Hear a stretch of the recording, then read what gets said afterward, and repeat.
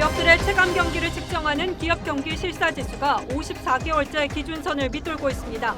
해외 9개 투자은행은 내년 우리나라 성장률을 2.1%로 전망했는데 최저는 1.6%였습니다. 정부가 금강산 남측 시설 철거와 관련해 남북 당국 간 실무회담을 제안했습니다. 앞서 서면 협의를 하자고 했던 북한이 정부 제안에 응할지 주목됩니다. 조국 전 장관이 작년 1월 청와대 인근 자동 인출기에서 아내 정경심 교수 계좌로 5천만 원을 송금했던 것으로 알려졌습니다. 비슷한 시기에 아내 정 씨는 2차 전지 업체 WFM 주식을 차명으로 구입하기도 해 검찰이 관련성을 들여다보고 있습니다. 재작년 출범한 대통령 직속 자문기구인 국가교육회의가 대통령에게 대면 보고를 한 번도 하지 않은 것으로 확인됐습니다. 무슨 속사정이 있었던 건지 취재했습니다.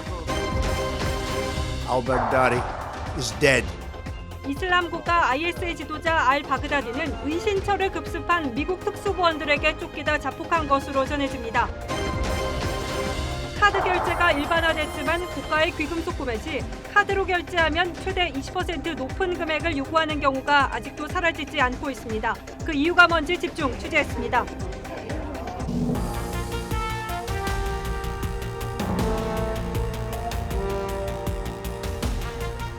여러분 안녕하십니까? 뉴스9의 신동욱입니다. 날씨가 많이 쌀쌀해졌습니다. 그런데 우리 기업들이 느끼는 체감 경기는 이미 엄동설한이라는 수치가 나왔습니다. 기업 경기 실사 지수, 즉 기업들이 느끼는 체감 경기가 좀처럼 회복되지 않고 있습니다. 벌써 54개월째 100 이하에 머물러 있습니다. 내수, 수출, 투자, 고용 등 경제활동 거의 모든 분야에서 부정적인 전망이 우세하고 내년 우리나라 경제 성장률이 1.6%까지 떨어질 거란 보고서도 나왔습니다.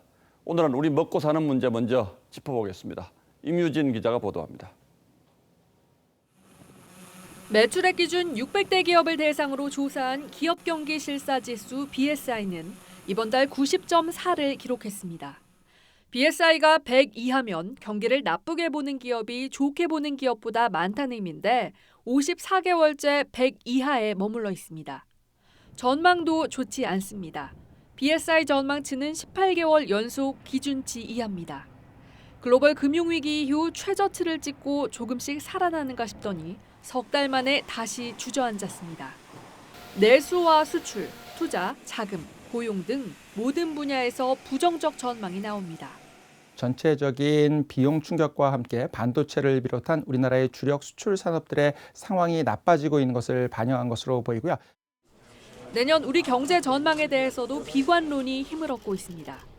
해외 9개 투자은행들의 내년 우리나라 성장률 전망치 평균이 9월 말 기준 2.1%까지 떨어진 가운데 1.6% 전망치까지 등장했습니다. 민간경제연구소에서도 올해보다 내년 성장률이 더 떨어질 거란 전망이 나왔습니다. 우리 경제의 체온이 더욱 차갑게 식을 거란 우려 속 기업들의 위기감이 더 커지고 있습니다. TV조선 임유진입니다. 3분기 실적을 발표한 주요 상장사 10곳 가운데 3곳은 이른바 어닝 쇼크를 기록했습니다.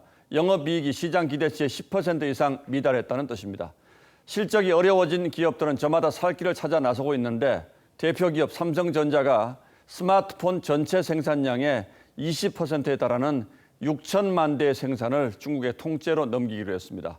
이렇게 되면 삼성전자의 부품을 공급하는 중소기업들도 치명적인 타격이 불가피합니다. 이어서 정준영 기자가 보도하겠습니다. 삼성전자는 지난해 중국 선전과 텐진에 이어 지난달엔 연간 6,300만 대를 생산하던 후이저우 스마트폰 공장까지 문을 닫았습니다. 대신 이 물량을 ODM 생산으로 전환하는 방식이 진행 중입니다. 중국 업체가 설계부터 조립까지 담당하고 삼성은 판매만 하는 방식입니다. 연간 생산량의 5분의 1가량을 외주화하겠다는 겁니다.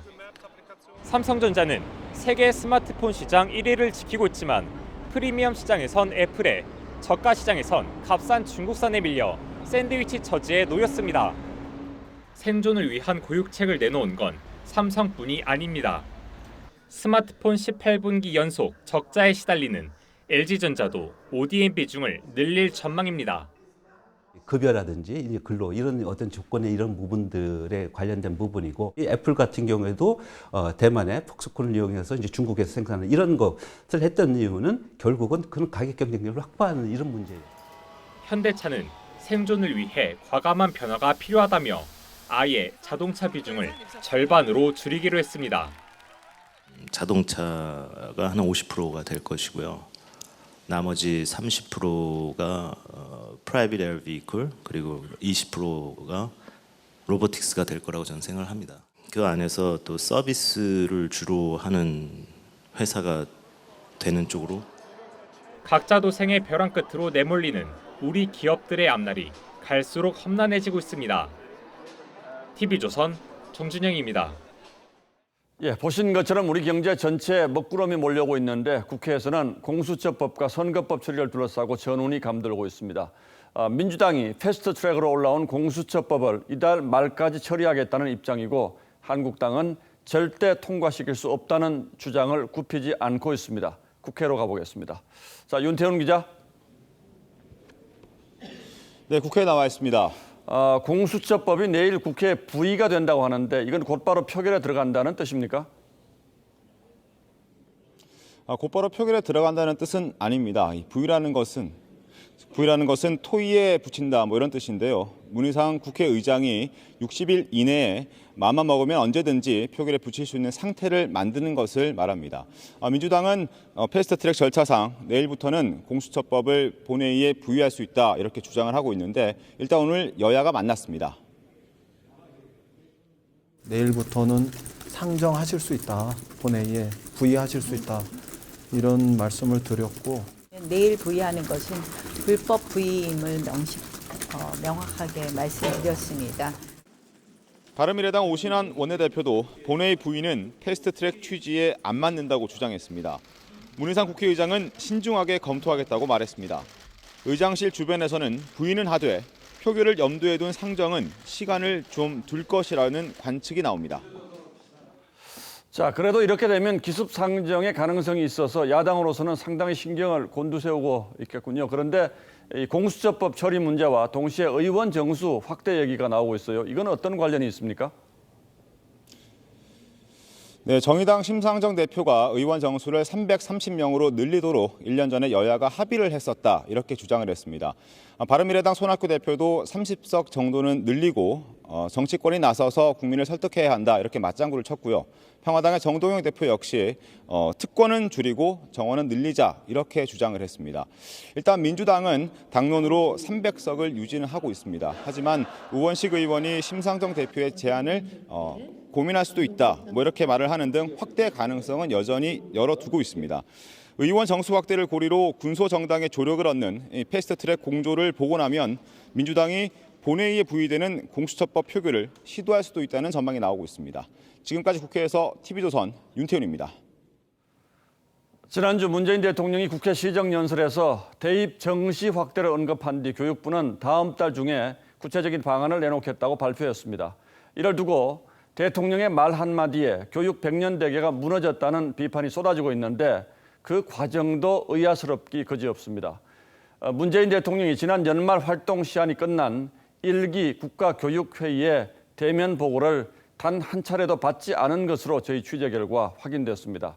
그렇다면 대체 누구와 상의를 했다는 것인지 지금으로서는 알 수가 없습니다.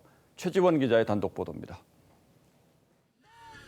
지난 대선 당시 문재인 대통령은 중장기 교육정책 수립을 위한 국가교육위원회 설치를 공약했습니다. 집권하자마자 대통령 직속 자문기구로 국가교육위원회의 전 단계라고 할 수 있는 국가교육회의를 꾸렸습니다. 대입 개편안과 위원회 설치 준비도 지시했습니다. 개혁을 정부가 독단적으로 또는 일방적으로 그렇게 추진하는 것이 아니라 국민들의 충분한 어떤 공로를 모아서. 그러나 문 대통령은 국가교육회의 1기 활동이 종료된 작년 말까지 대면 보고를 한 차례도 받지 않은 것으로 확인됐습니다. 여권 관계자는 1기 마무리 때 국가교육위원회 설치안 등을 의장이 대통령에게 직보하려고 했으나 돌연 일정이 취소돼 백서만 발간됐다고 했습니다. 국가교육회의가 작년 8월 발표한 수능 전형 확대 권고안도 청와대에는 김영란 전 대법관이 이끈 대입제도 개편 공론화위원회 명의로 보고됐습니다. 그러다 1년여 만에 문 대통령이 정시 확대를 깜짝 발표하자 정시 비중 상향을 포함한 입시제도 개편안도 마련하겠습니다. 교육부는 물론 대통령 직속 자문기구까지 패싱당했다는 지적이 나옵니다. 정시 비중 확대 범위도 일괄, 일부, 서울 상위권 대학으로 청와대와 정부 말이 오락가락하자 지지층인 전교조 눈치를 본다는 비판이 제기됩니다. TV조선 최주환입니다. 우리 정부가 오늘 북한의 금강산 시설 철거 문제를 만나서 논의하자고 통지문을 보냈습니다. 현대 아산 측도 시설이 낡은 것이 문제라면 리모델링을 해서 새롭게 발전시킬 수 있다는 제안을 내놨는데 북한이 이제 어떻게 받을지가 관건입니다. 고서정 기자입니다. 통일부는 오늘 오전 남북 공동연락사무소를 통해 남측 시설 철거를 포함해 금강산 관광 문제를 협의하자는 내용의 대북 통지문을 북한에 보냈습니다. 구체적인 회담 시기는 정하지 않고 편리한 시기에 금강산에서 만나기로 했습니다. 남북관계의 모든 현안은 대화와 협의를 통해 해결해 나가야 한다는 것이 정부의 일관된 입장입니다. 현대아산 관계자는 건물 수리와 철거 등을 위한 정밀한 안전진단부터 시작해 금강산 지구의 새로운 발전 방향에 대한 계획을 가지고 있다면서 시간이 필요한 만큼 만나서 논의하자는 입장을 전한 것이라고 밝혔습니다. 북한의 시설 철거 주장에 리모델링을 제안한 셈입니다. 금강산 개별 관광 허용도 정부가 검토하는 창의적 해법에 포함된 것으로 알려졌습니다.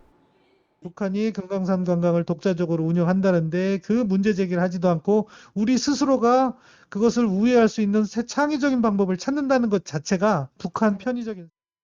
하지만 정부의 대안이 받아들여지느냐에 앞서 문서 교환으로만 협의하자던 북한이 실무회담 제의에 응할지 여부가 문제입니다.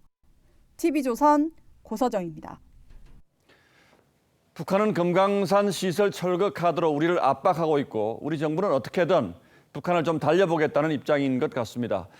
그래서 우리 정부가 검토 중인 이른바 창의적인 해법의 하나로 개별 관광 아이디어가 있습니다. 오늘은 이게 가능한 건지 따져보겠습니다. 자, 강동원 기자. 예. 금강산 관광 문제는 유엔 제재와 관련이 있다고 우리는 흔히 알고 있지 않습니까? 예. 그런데 유엔 제재에 관광도 못하게 돼 있습니까? 사실 유엔 안보리 제재에 북한 관광을 할 수 없다 이런 조항은 없습니다. 하지만 과거처럼 이 현대 아산을 통한 단체 관광은요, 유엔 안보리 결의 2094호 제11조에 저촉될 여지가 있습니다. 예. 현대 아산은 금강산 관광객들을 단체로 보내면서 한꺼번에 대금을 북한에 송금해주는 방식을 택했습니다. 유엔 결의안 내용에 있는 대량의 현금을 제공할 수 없다. 이 내용에 위반되는 겁니다. 그러니까 단체 관광은 안 되지만 개인이 개별적으로 돈 내고 가는 관광은 괜찮다 이런 뜻인가요? 예, 그렇습니다. 이 개개인이 북한에 따로 가서 서비스 이용료를 지불한다면 대량의 현금 제공이 일어나지 않는다는 게 정부의 인식입니다. 들어보시죠. 기본적으로 개인 관광은 안보리 제재의 대상이 아니기 때문에 이 우리 국민의 그 관광은 결국은 우리 통일부 차원에서 그것을 허락할 것인지 안 허락할 것인지의 문제이고. 실제로 정부는 관광비를 현금 대신 현물, 즉 쌀이나 의약품 같은 걸로 대신 주는 방식도 고민하고 있습니다. 돈이 안 된다면 현물로 주는 방법도 있을 수 있긴 하군요. 예. 자, 그런데 유엔 말고 미국의 독자 제재도 있지 않습니까? 예, 그렇습니다. 이 미국의 독자적인 행정 제재가 있죠. 이 행정명령에도 이 자금의 북한 유입을 막는 금지 조항이 있습니다. 자, 여기에는 자금뿐만 아니라 물품이나 서비스 등도 지원하지 못하는 금지 조항이 담겨 있습니다. 자, 북한에 대량이 아니어도 현금이나 물품이 들어가는 것은 미국 제재 위반의 소지는 있는 거죠. 전문가 얘기 들어보시겠습니다. 예. 미국도 한국이 만약에 그런 우회적인 방법을 할 때는 기존의 석탄 수출 문제나 이런 거가 다시 끄집어낼 수 있어요. 그럼 우리 제재 때문에 못해요. 자, 거기다 미국은 2011년 이후에 북한에 들린 방문객에게 이 미국 무비자 입국을 제한하는 조치를 내리기도 했었죠. 자, 그래서 금강산에 개별적으로 간 우리 관광객들이 이 미국 무비자 입국의 제한을 받을 수도 있다는 이야기가 나오고 있습니다. 자, 그렇다면 미국이 동의를 해준다면 이건 가능한 일입니까? 자, 그런데 거기서 끝나는 게 아닙니다. 바로 이 현대아산 측과의 재산권 문제가 발생을 하는데요. 자, 현대아산은 북한으로부터 금강산 관광 사업을 50년 동안 독점으로 할 수 있는 권리를 받아놨고 또 관광이 중단되기 전까지 수익도 올렸었습니다. 자, 이것을 우리 정부가 개별 관광으로 바꾸려면 현대아산 측과 협의가 필요합니다. 그리고 또 하나 사실 금강산 관광이 중단된 건 우리 관광객이 북한에 갔다가 피습당한 그 사건 때문에 그러지 않습니까? 예. 여기에 대해 사과 없는 거죠, 북한? 아직 없습니다. 예, 강동원 기자 잘 들었습니다.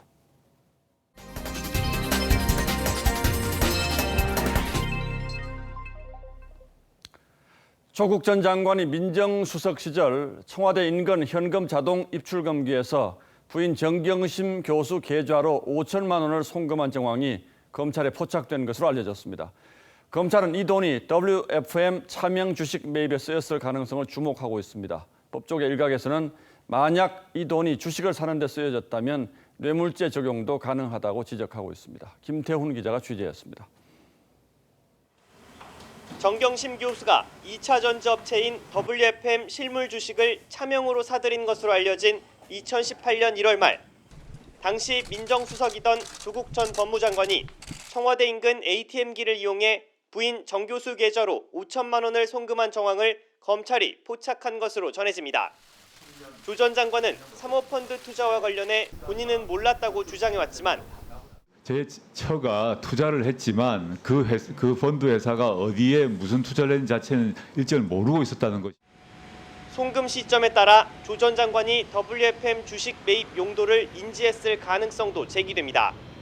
조 전 장관 일가의 사모펀드 투자 내역을 분석했던 김경률 전 참여연대 경제금융센터 소장도 이 돈의 성격을 살펴봐야 한다고 지적했습니다. 조국 전 장관이 5천만 원을 보낼 이유가 뭐냐는 거죠. 노골적으로 말하면 조국 전 장관과 정경심 교수의 돈이 아닐 수 있다는 거죠.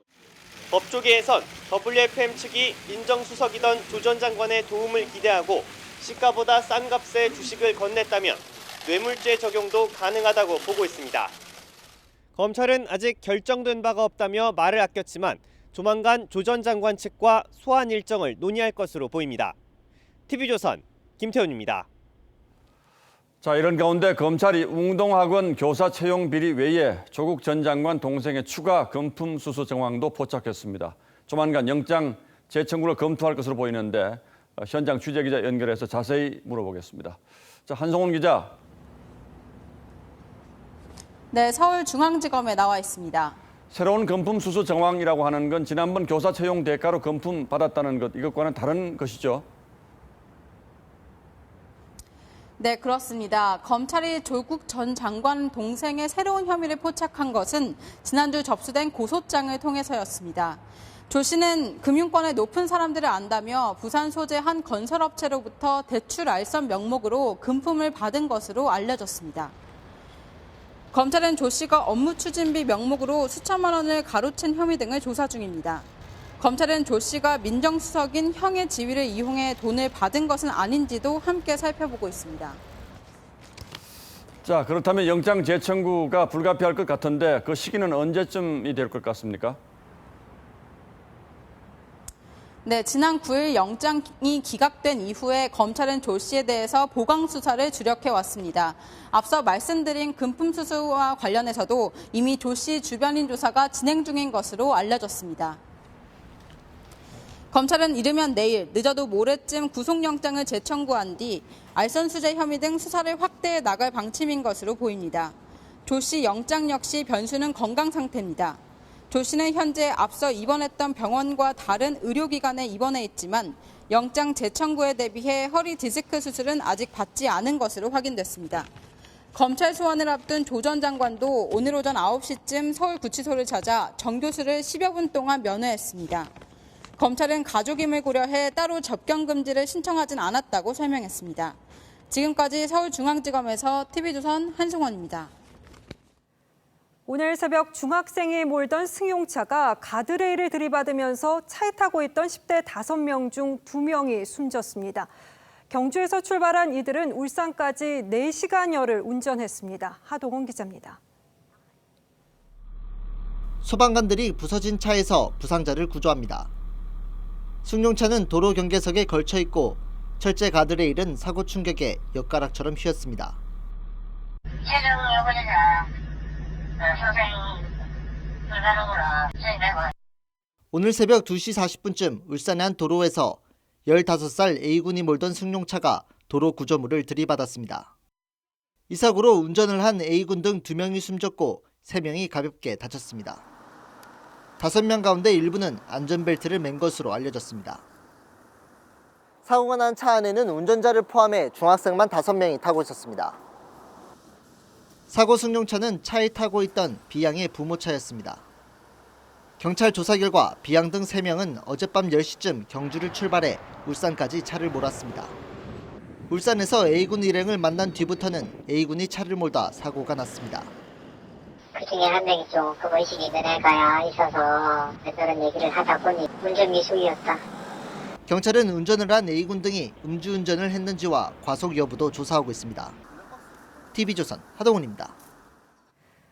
며칠 전 한 중학생이 1년 넘게 집단 폭행을 당했다는 소식 전해드렸는데요. 그런데 경찰 조사가 시작되면서 피해 학생이 보복 폭행을 당하는 일이 벌어졌습니다. 가해 학생의 친구와 선배가 벌인 일이었습니다. 이승훈 기자입니다. 14살 A군은 어제 새벽 대전의 한 모텔에서 또래인 B양과 선배 등 2명에게 폭행을 당했다고 주장했습니다. A군이 신고한 가해 학생의 친구와 선배입니다. 너 때문에 내 친구들 다 손해가 있으니까 이런 말하면서 이제 폭행을 하고. A군은 B양 등이 강제로 술도 먹였다고 말했습니다. A군은 보복 폭행을 당한 뒤에도 협박을 받았다고 주장했습니다.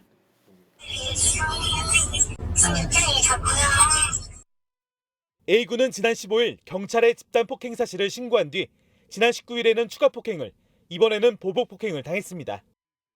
가해자는 모두 달랐습니다. 몇 시부터 몇 시까지 다 이렇게 몇 대를 맞았다 이런 정도 지금 확인되어 있어서 동일한 피의자로 입건된 사람은 없었어요. 다른 애들인데. 대전의 또 다른 중학교에서는 학교 폭력 피해 학생이 극단적인 선택을 시도한 사실이 뒤늦게 알려졌습니다. 14살 C군은 지난달 학교 점심시간에 또래에게 폭행과 괴롭힘을 당했습니다. 모든 자존심이 다 무너진 동기생각. 학교는 가해 학생에게 출석 정지 5일을 처분했습니다. 피해 학부모는 처벌이 가볍다며 교육당국에 재심을 청구했습니다. TV조선 이승훈입니다. 후원금 사기 등의 혐의로 고소 고발을 당한 배우 윤지호 씨에 대해서 경찰이 체포영장을 다시 신청했습니다. 경찰은 영장이 발부될 경우 여권 무효화 조치를 취하는 등 윤 씨의 신병 확보에 주력할 방침입니다. 임서인 기자가 보도합니다.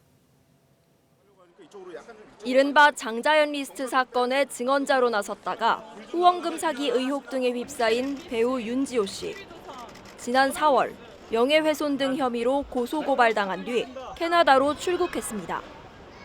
갑자기가 아니라 4월부터 저 엄마 윤 씨는 지난 7월과 8월에 걸친 경찰의 3차례 출석 요구에 모두 응하지 않았습니다. 사건을 수사 중인 서울지방경찰청은 윤 씨에 대한 체포영장을 오늘 다시 신청했습니다. 지난달 검찰 단계에서 보완 수사 지시를 받은 뒤 영장을 보강해 재신청한 겁니다. 이번엔 영장이 발부될 가능성이 높다고 보고 있는 경찰은 윤 씨에 대한 체포영장이 발부되면 여러 가지 신병 조치 검토가 가능하다고 말했습니다. 여권 무효화 조치와 인터폴 수배, 형사사법 공조 등을 언급했습니다. 윤 씨는 교통사고 후유증에 따른 건강상의 이유를 들어 귀국할 수 없는 상태라고 밝혀왔습니다. 그러면서 SNS를 통해 물질적인 것을 위해서 세상에 공개적으로 나오지 않았다며 모든 증언이 사실이라고 주장하고 있습니다. TV조선 임서인입니다. 광주시 교육감이 지난 26일 오늘은 탕탕절이라면서 SNS에 글을 올렸다가 논란이 일자 삭제했습니다. 안중근 의사를 기억하자며 김재규 중앙정보부장에게 피격당한 박정희 전 대통령을 일본식 이름으로 표기하기도 했는데요. 이 정치적 중립을 지켜야 할 교육감의 해당 발언에 비난이 이어졌습니다. 박건우 기자입니다. 장위국 광주시 교육감은 지난 26일 SNS에 글을 올렸습니다. 오늘은 탕탕절. 110년 전 안중근 의사가 이토 1호 부미를 격살한 날이라고 썼습니다. 장위국 교육감은 또 40년 전 김재규가 다카기 마사오를 쏜 날이라며 기억하자고 덧붙였습니다. 1979년 10월 26일은 박정희 전 대통령이 살해당한 날입니다. 다카기 마사오는 박 전 대통령의 일본식 이름입니다. 교묘하게 일본식 이름을 이렇게 쓴 것은 철저히 반공 노선을 펴는 박정희 대통령을 친일 프레임에 좀 이제 엮으려는 그런 또 저희가 있지 않는가. 하태경 바른미래당 의원도 아무리 미워도 넘지 말아야 할 선이 있다며 교육자 자격이 없다고 비판했습니다. 광주시 교육청은 장 교육감이 별다른 의미 없이 인터넷 용어를 따라 썼다고 해명했습니다. 안중근 의사 그런 의미 있었는지 올리신 것 같은데 탕탕적이랑 인터넷상에서 도는 그것을 단순히 따라줬어요. 장위국 광주시 교육감은 SNS 게시글이 논란을 빚자 이날 저녁 게시물을 삭제했습니다. TV조선 박건우입니다. 검찰이 차량 호출 서비스 타다 운행이 불법이라고 판단하고 이재용 소카 대표와 타다 운영사 대표를 재판에 넘겼습니다. 이미 많은 사람들이 택시의 대체제로 타다를 이용하고 있어서 논란이 예상됩니다. 윤수영 기자입니다. 휴대전화로 부르면 11인승 승합차로 목적지까지 데려다주는 타다입니다. 택시업계는 불법 영업이라며 지난 2월 운영업체와 이재용 소카 대표 등을 검찰에 고발했습니다. 타다가 여객 자동차 운수사업법 위반이라는 겁니다. 이에 검찰은 오늘 타다가 여객 운송 면허 없이 영업을 했다며 소카 이재용 대표와 타다 운영업체 VNCN 박재욱 대표의 여객 자동차 운수사업법 위반 혐의를 적용해 재판으로 넘겼습니다. 또 두 회사 법인도 기소했습니다. 여객 자동차 운수사업법 34조 1항과 2항에는 렌터카 사업자의 유상 운송, 대여, 알선 금지와 사업용 자동차 임차 알선 금지 등을 규정하고 있습니다. 그동안 택시업계는 이 조항을 근거로 타다가 불법 택시 영업을 하고 있다고 주장해왔습니다. 하지만 소카 이 대표는 타다가 문제가 없다고 반박해왔습니다. 승차 정원이 11인승 이상인 경우 렌터카라도 운전자를 두고 유상으로 운송에 쓸 수 있다는 예외 조항을 파고든 겁니다. 그동안 논란을 빚어온 타다의 적법성은 이제 법원의 판단을 받게 됐습니다. 하지만 타다를 이미 택시처럼 이용하는 사람들이 많고 IT 산업 발전의 결과로 보는 측면도 있어 법원 판단을 섣불리 속단할 수 없다는 분석도 나옵니다. TV조선 윤수영입니다. 서울의 한 산부인과에서 이번 달 초 신생아들이 로타바이러스에 집단 감염됐다는 보도 전해드렸는데요. 이 병원에서 격리 조치 이후에도 또다시 집단 감염이 발생했습니다. 사후 관리가 제대로 이뤄지지 않았다는 얘기밖에 안 돼서 산모들은 불안하기만 합니다. 배상용 기자입니다. 서울 강북에 있는 한 산부인과. 지난 3일 신생아에게서 로타바이러스 감염 의심 증상이 나타났던 곳입니다. 병원 측이 뒤늦게 격리에 나서 지난 16일까지 모두 12명의 신생아가 확진 판정을 받았습니다. 그런데 13일 병원 건물 다른 층에 새로운 신생아실을 만든 이후에도 로타바이러스 감염이 이어졌습니다. 격리병동에 있던 신생아 7명 중 3명이 로타바이러스 확진 판정을 받았습니다. 이들 신생아는 15일과 16일 그리고 17일 각각 태어났습니다. 출산이 임박했던 몇몇 산모들은 불안감에 다른 병원으로 옮겨야만 했습니다. 기존에 있던 신생아실은 폐쇄가 됐다고 했는데 그 아이는 이제 19일날 양성 판정이 난 거죠. 그래서 양성 판정이 나왔는데 어느 부모가 거기서 출산을 하겠어요. 보건소 검사 결과 격리병동에 침대 손잡이, 키트, 스위치 등에서 로타바이러스가 검출됐습니다. 결과론적으로 이제 그게 다시 이제 생겼으니까 이제 일단은 그 감염 관리를 체계적으로 좀 안 했다고 볼 수가 있는데 병원 측은 필요한 조치를 취했다는 입장입니다. 지침이 있어서 그대로 하면 이게 없어지거나 예방이 되면 모르겠어요. 근데 그런 저희가 없어요. 그렇게 한다고 해도 언제든지 올 수 있는 면. 보건당국은 감염 경로를 확인하기 위해 역학조사에 들어갔습니다. TV조선 배상윤입니다. 현금과 카드 결제 시 가격을 달리하는 행위가 좀처럼 줄지 않고 있습니다. 명백한 탈세 행위지만 여전히 이런 영업이 횡행하는 대표적인 곳이 바로 금은방입니다. 카드 결제 시 20% 높은 금액을 요구하는 곳도 있었습니다. 국세청이 이들의 탈세 행위에 뒷짐진 사이에 손해를 보는 건 소비자였습니다. 소비자탐사대 김하림 기자가 취재했습니다. 서울의 유명 금은방 거리. 금반지와 목걸이 등 귀금속을 사려는 사람이 북적입니다. 그런데 흥정이 끝나고 결제를 하려 하자 가격이 바뀝니다. 가격은 비싸죠. 여기서 더 보태야지. 40만 원. 흥정한 가격은 현금가고 신용카드로 결제하려면 돈을 더 내라는 겁니다. 카드 내미니까 현금이 더 싸다고 현금으로 이제 유도를 하시더라고요.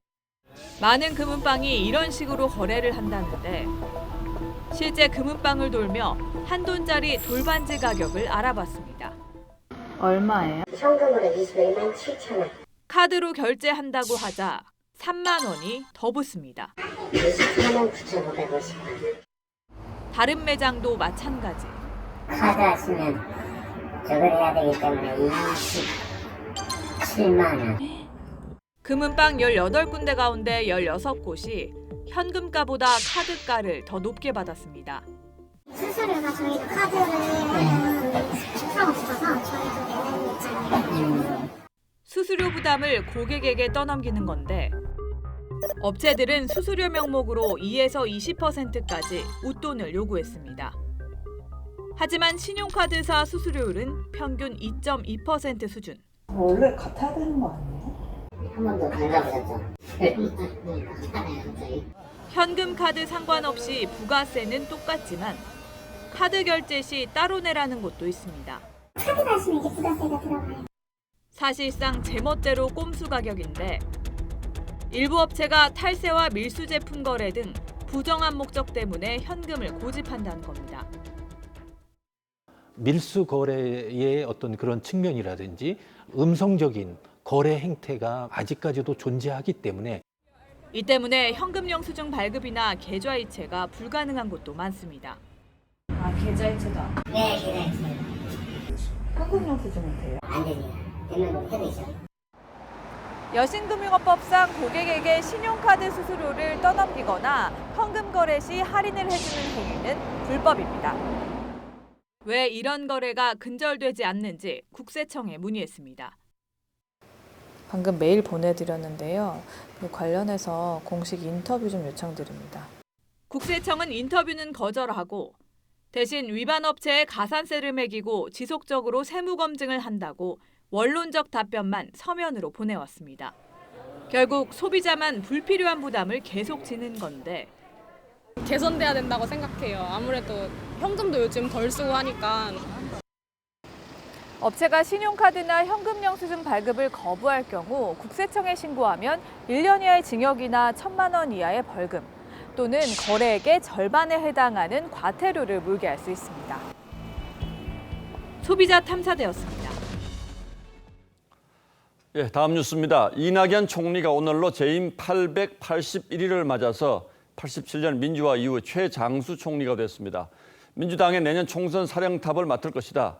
대권에 도전한다는 등 여러 말들이 나오고 있어서 언제까지 총리 자리에 있을 것인지에 관심이 쏠리고 있습니다. 그 질문에 대한 총리의 대답은 이정현 기자가 보도하겠습니다. 문재인 정부 첫 총리인 이낙연 총리가 오늘로 재임 881일째를 맞았습니다. 이명박 정부의 김항식 전 총리의 기록을 넘어서 87년 민주화 이후 최장수 총리가 됐습니다. 이낙연 총리는 분에 넘치는 영광이라면서도 조만간 퇴진할 가능성을 열어뒀습니다.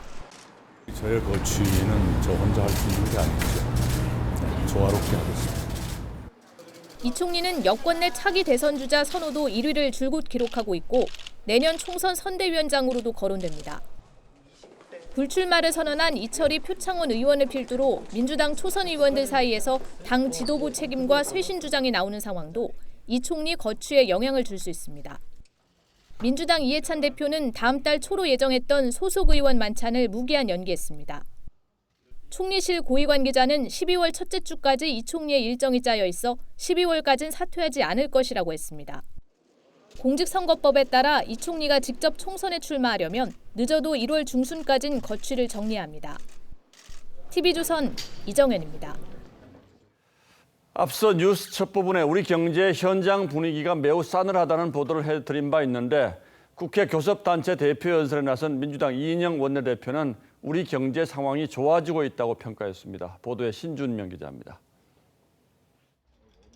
민주당 이인영 원내대표는 문재인 정부는 모든 수단을 동원해 긴급한 경제 혈맥 뚫기에 나서왔다고 주장했습니다. 상용직의 비중은 1989년 통계 작성 이래 최고치에 도달했습니다. 청년 고용률도 43.7%로 2005년 9월 이후 최고 수준입니다. 그러면서 자유한국당의 반대로 세계적 경제 하방 위협에 효과적으로 대응하지 못했다고 말했습니다. 오죽하면 한국 경제의 가장 큰 위협 요인은 국회 리스크, 야당 리스크라는 말까지 나오고 있는 상황입니다. 현재의 모든 안보 경제의 어려운 상황을 야당 탓이라든지 이런 쪽으로 돌린 데에는 여당다운 모습이 아니었다고 생각을 합니다. 바른미래당도 성찰과 반성은 없이 남탓만 가득한 연설이라고 주장했습니다. TV조선 신준명입니다. 자유한국당이 어려운 정책을 쉽고 재미있게 보여주겠다며 애니메이션을 만들었는데 문재인 대통령을 벌거벗은 임금님으로 묘사해 논란이 일고 있습니다. 민주당은 천인공노할 내용이라며 사과를 요구했습니다. 김정우 기자가 취재했습니다. 한국당이 유튜브에 공개한 애니메이션 옳은소리 가족입니다. 문재인 대통령을 묘사한 캐릭터가 투명한 안보 재킷과 경제바지, 인사 넥타이를 착용하고 벌거벗은 채로 백성 앞에 섭니다. 즉위하자마자 안보, 경제, 외교, 인사 다 망치더니 결국 스스로 옷을 벗었구만. 자신이 바보 같았다며 쓰러지는 장면과 대통령을 재앙으로 비하하는 표현도 나왔습니다. 조국 전 법무부 장관은 수갑을 찬 모습으로 등장했습니다. 안 그래도 멋진 조 장관이 은팔찌를 차니 더 멋지구나. 제작 발표회에 참석한 황교안 대표는 친근하고 귀여운 캐릭터라고 했습니다. 정부가 듣기 좋은 소리만 듣지 말고 좀 쓴 소리도 들었으면 좋겠다. 이런 취지로 저는 이해를 했습니다. 민주당은 충격을 금할 수 없는 조롱과 비난에 인내력의 한계를 느낀다며 엄중 문책과 사과를 요구했습니다. 그런 천인공노할 내용을 소재로 만화 동영상을 만들어 과연 누구에게 보여주겠다는 것인지 말문이 막힐 따름입니다. 청와대는 상대를 깎아내려 자신을 높이려는 것이 국격을 높이는 것이냐며 국민에게 희망을 보여주기 위한 노력과 성찰이 우선돼야 한다고 했습니다. TV조선 김종호입니다. 트럼프 대통령이 이슬람 국가 IS의 수장 알-바그다디의 사망을 직접 발표했습니다. 트럼프는 미국 특수부대원들에게 쫓기다 자폭한 알-바그다디를 향해서 겁쟁이 같은 격한 언어를 사용했습니다. 탄핵 조사 등으로 궁지에 몰렸던 트럼프에게 반전 카드가 될 수 있을지 먼저 김지수 기자가 보도합니다. 중대 발표를 예고했던 트럼프 대통령. 이슬람 국가 IS의 지도자 알-바그다디를 제거했다고 발표했습니다. Al-Baghdadi is dead. He was the founder and leader of ISIS, the most ruthless and violent terror organization anywhere in the world. 알-바그다디는 현지 시간 26일 미군이 시리아 북부의 은신처를 급습하자 도주 과정에서 폭탄 조끼를 터뜨려 최후를 택했습니다. 그의 부인 2명과 자녀로 추정되는 3명도 함께 숨졌습니다. 트럼프는 알-바그다디가 순교자로 추앙받지 못하도록 죽음을 모욕했습니다. He died like a dog. He died like a coward. He was whimpering, screaming and crying. 은신처 정보는 지난 여름 알-바그다디의 부인과 연락책을 붙잡아 신문하는 과정에서 확보했습니다. 또 15년 전 확보한 알-바그다디의 DNA 정보를 이용해 15분 만에 신원을 확인했습니다. 트럼프는 이번 작전을 치적으로 내세웠습니다. 탄핵 조사로 정치적 위기에 몰린 상황에서 반전 카드로 활용하려는 의도로 풀이됩니다. TV조선 김지수입니다. 알-바그다디는 IS를 세운 뒤 스스로를 이슬람 최고 지도자라고 사칭하면서 수많은 테러를 저지른 IS 수괴였습니다. 미국 9.11 테러를 주도한 빈 라덴과 더불어서 21세기 최악의 테러리스트로 꼽히는 알-바그다디에 오늘의 포커스를 맞춰봤습니다.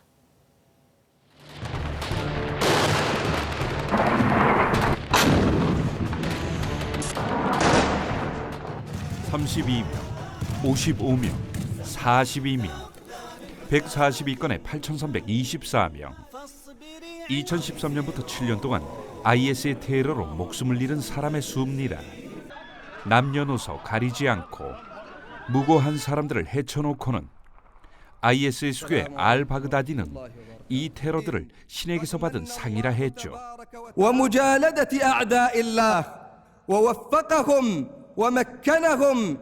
그리고 알-바그다디는 2014년 6월 스스로 칼리프에 올랐습니다. لتحقيق غايتهم فسارعوا إلى إعلان الخلافة وتنصيب إمام. 자칭 이슬람 최고 지도자 아부바크르 알-바그다디, 1971년생, 올해 48살. 현재 이름이 본명은 아닙니다. 그의 이름 아부바크르는 632년 탄생한 이슬람 최초 칼리파의 이름이고, 알-바그다디는 바그다드에서 온이란 뜻이죠. 처음부터 그가 테러의 길을 걸었던 것은 아닙니다. 신학대에서 박사학위까지 받은 그는 33살이던 2004년 말 알카에다에 가담하면서 테러리스트의 길로 들어섭니다. 그가 다른 테러 조직 리더와 다른 점은 단순한 테러 조직을 넘어 국가를 참칭했다는 점이지요. ويقتصر على اسم الدولة الإسلامية ابتداء من صدور هذا البيان. 또한 알-바그다디는 젊은이들을 대상으로 한 인터넷 선전선동에 능했습니다. These three young British schoolgirls are believed to be the newest foreign recruits to ISIS. 빈 라덴이 소수의 전문 테러리스트로 구성된 알카에다를 통해 2001년 9.11 테러를 벌인 반면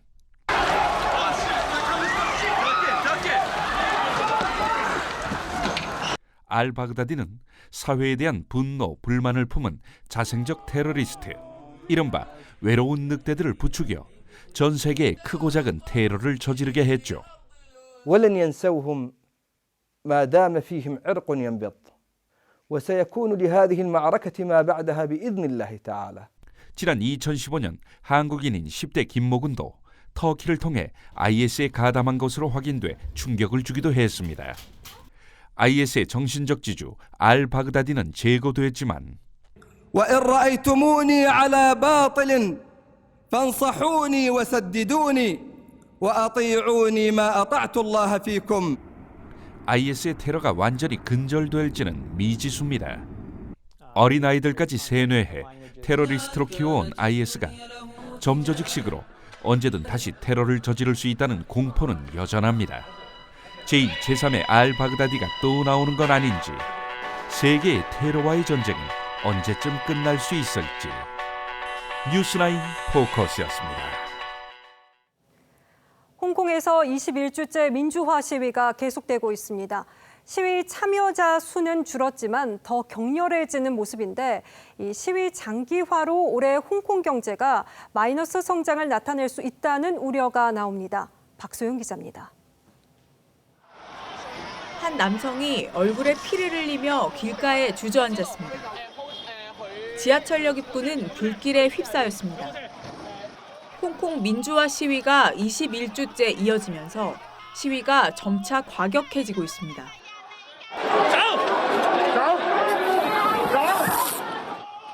지난 6월 최대 200만 명이 참가했던 것과 달리 어제 시위 참가자는 수천 명에 불과했습니다. 시위 장기화에 따른 피로감과 관광, 금융업 등 경제적 타격으로 시민들이 등을 돌린 것으로 보인다고 외신은 분석했습니다. 시위대는 화염병을 던지고 중국계 기업 기물을 파손하며 경찰의 폭력 진압을 규탄했습니다. 경찰은 최루탄 물대포를 발사하며 맞섰습니다. 복면금지법 시행에도 많은 시위 참가자들이 마스크와 가면을 썼습니다. 민주화를 희망하는 상징을 몸에 새기는 움직임도 확산하고 있습니다. 抗爭民生唔需要收錢，係因為我覺得呢個係抗爭嘅一部分嚟嘅。 현지 언론은 홍콩 정부가 올해 마이너스 경제 성장을 우려하고 있으며 시위 피해 기업들이 보험사에 청구할 보험금이 6억 홍콩 달러, 우리 돈 900억 원에 이를 것이라고 전했습니다. TV조선 박소영입니다.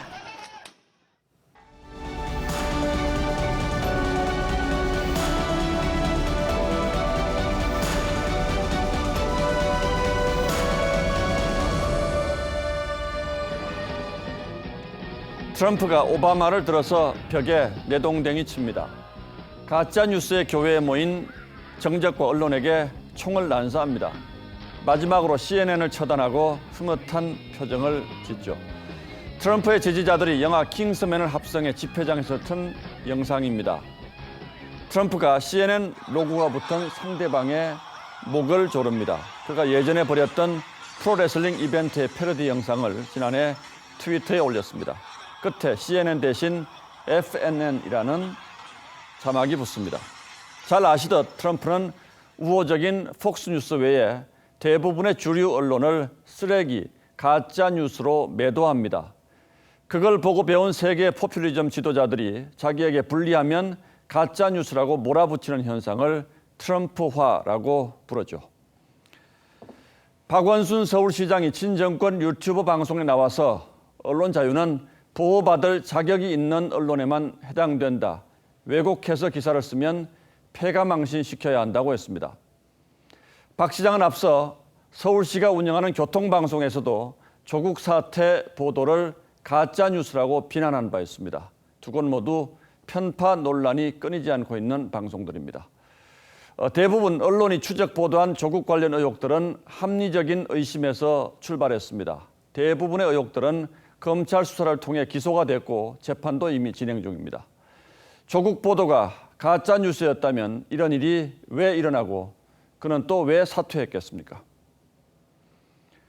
권력에 대한 감시와 비판은 언론의 가장 본질적인 존재 이유입니다. 진실 보도는 정치 권력의 폐가망신 협박으로 이루어지는 게 아니라 언론 스스로 자율적으로 추구하고 지켜나가야 할 가치입니다. TBS 교통방송 주인이 누굽니까? 사장 임명권자가 누굽니까? 교통방송은 잘 아시듯 서울 시민이 내는 세금으로 운영됩니다. 그런데 박원순 시장은 방송의 주인이 시민이 아니라 자신이라고 내세웁니다. 그가 시민의 선택을 받아 시장의 자격을 얻었듯 언론의 자격은 시청자와 독자, 국민의 선택으로 주어집니다. 국경 없는 기자회 회장이 지난주 방안에 이렇게 말했습니다.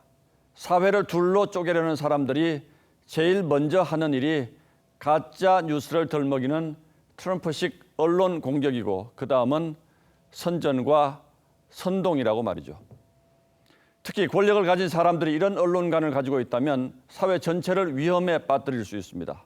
우리 주변에서 지금 누가 이런 말들을 하고 있는지 시민, 독자, 시청자들이 매 눈으로 지켜볼 때인 것 같습니다. 10월 28일 앵커의 시선은 교통방송 주인이라는 서울시장이었습니다. 밤사이 중부 지역을 중심으로 비가 내리겠습니다. 강수량 자체는 적은 편이지만요. 천둥, 번개가 치면서 요란하게 내릴 수 있겠습니다. 좀 더 특이한 점은요. 일부 지역에서는 우박으로 내릴 가능성도 있습니다. 비구름은 금세 물러나겠지만요. 그 뒤편으로 황사가 유입됩니다. 내일 오후까지 황사가 우리나라 상공을 지나면서 그중 일부가 서해안과 남부 지역에 떨어질 수 있겠습니다. 내일은 실시간 농도를 잘 확인하면서 다니셔야겠네요. 기온은 가을답게 서늘하겠습니다. 서울의 한낮 기온 17도로 예상되고요. 광주와 강릉 19도, 대구는 20도가 되겠습니다. 서해안과 강원 산간 지역으로는 바람이 강하게 불겠고요. 파고는 거세게 일겠습니다. 모레부터는 맑은 가을 날씨가 이어지겠습니다. 날씨였습니다. 월요일 뉴스9은 여기서 모두 마치겠습니다. 네, 시청해주신 여러분 고맙습니다.